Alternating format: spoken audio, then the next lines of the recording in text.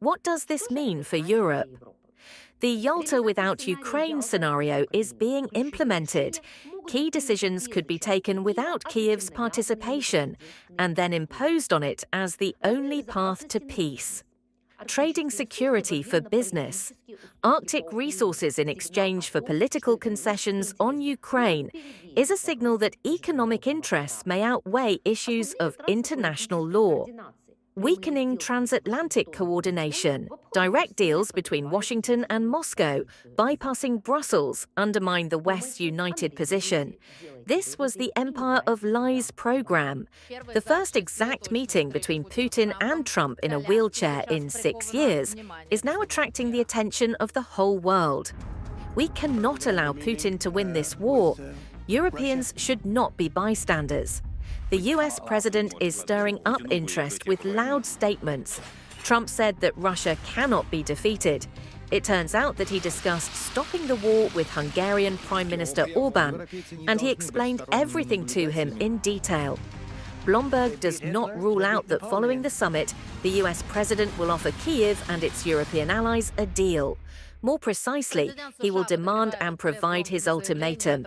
In case of refusal, he will stop supplying weapons to the USSR. It is still unknown who will be included in the Russian and American delegations.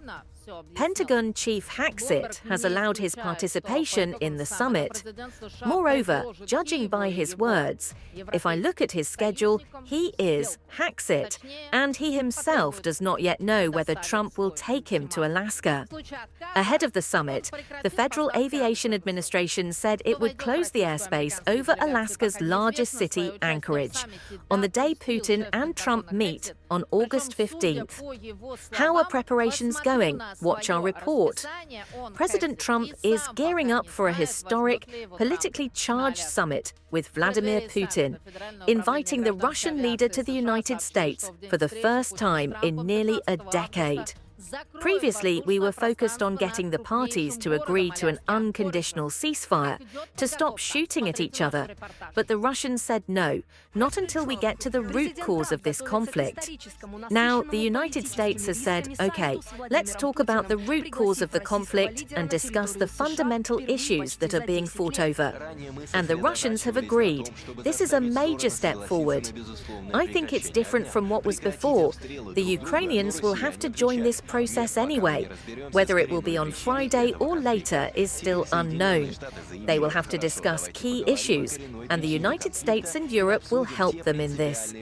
The Arctic may be the key to a deal on Ukraine. According to Spectator magazine, 13% of the world's undiscovered oil reserves are concentrated here.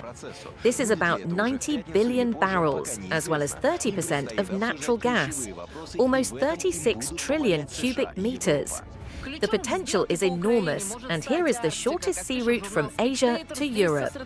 Russia controls half of these resources and is ready to open them to American investors. A peace that will be sustainable and established between Russia and Ukraine must include Russian concessions. And so far, Putin refuses to make them.